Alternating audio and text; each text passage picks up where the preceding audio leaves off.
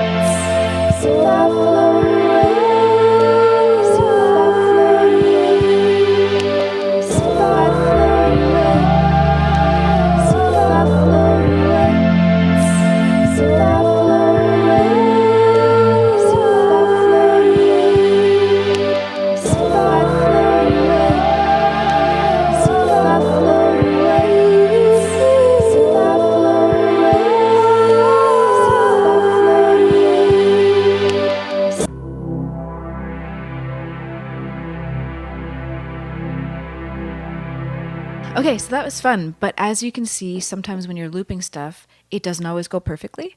For this one, I wanted it to be more of a showcase of what you can do live and not necessarily be perfect. So when you're performing live looping, it's so important to practice getting that loop just right, because this one had a slight variation on the beat, which kind of rushed the third part of the little section there, the third bar in there.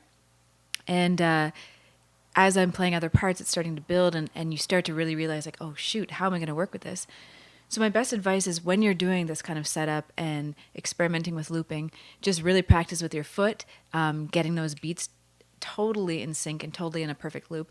But if they're not, also just listening to what you're doing and working with it.